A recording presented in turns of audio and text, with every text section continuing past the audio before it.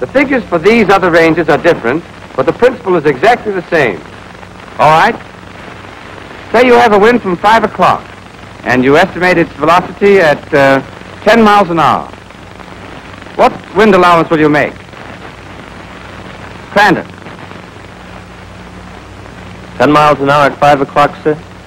That would be 2 for 200. Times 10 for 10 miles an hour. Divided by 10. So the 2 tens cancel, and there's 2 clicks right. Do you agree with that? Matthews? No, sir, because the wind is from 5 o'clock, and you make only half the allowance. 1 click right, sir. That's it. Remember that, Crandon. Half the allowance for wind from 1, 5, 7, and 11 o'clock. Okay. The wind gauge is centered to start with. You take 1 click of right windage. How do you set your elevation to start with? Falcon. 10 clicks up, sir. 10 clicks up from where? First you run it all the way down, sir, then 10 up. Fine. Very well. You've taken 1 click of right windage and 10 clicks of elevation for your first shot. Assume your aim and your call are perfect. Say you call a center bull. And your discs are 3 at 11 o'clock. What's your elevation correction, Hawkins? Looks like it's about 6 inches above the black, sir. So that's 5 inches on the black and 6 above. That's 11 inches. Okay, go on. Each click will bring it down 2 inches. So for 11 inches, I take 6 clicks down. That's 6 clicks off the 10 I started with. 6 from 10 is 4. 4 clicks up from the bottom. You check it, and if your next shots hit where you aim them, that's your elevation 0. Good. Now the 0 windage. You've taken 1 click of right windage to begin with. Here's the strike. Link.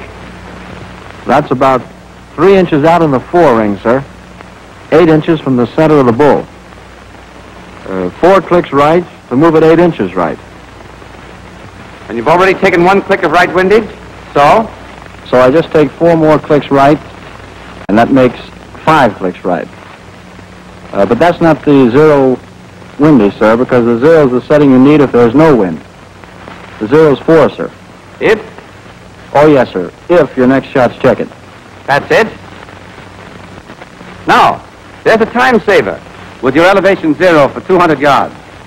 Once you've got it, and you're sure of it, you can make a permanent adjustment of your range scale for 200 yards.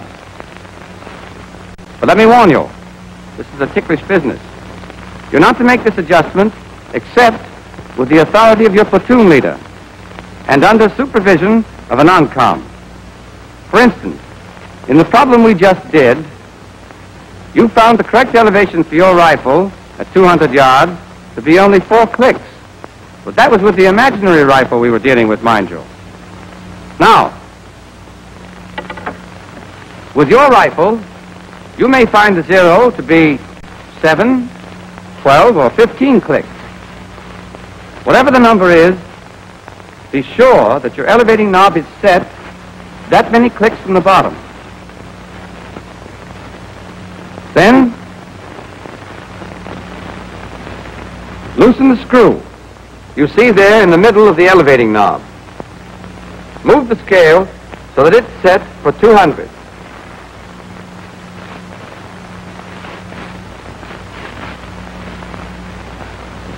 Tighten the screw again and be sure it's tight.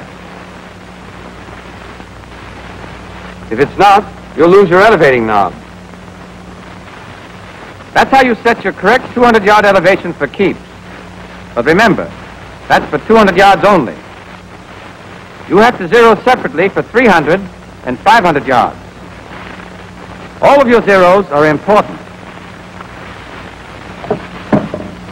Let me say it again. Write them in your scorebook and learn them by heart. That scorebook can be a lot of help to you if you use it right. Look through it. If you get rusty on the elevation and windage rules, Here they are, with tables and examples that show you how they work. Here are the dimensions of A and B and D targets. Here are windage diagrams too. They show the correct allowances to make for winds of various velocities all around the clock for the 2, 3, and 500-yard ranges. But I don't want you to get the habit of depending on the book for wind allowances. Shooting a target is only your training for the bigger job you'll be doing later. And you don't take a scorebook into combat. First of all, of course, the scorebook is for keeping track of your scores and how you made them. Turn to the rifle recording sheet. Take one that's headed 200 and 300 yards, slow fire recording sheet.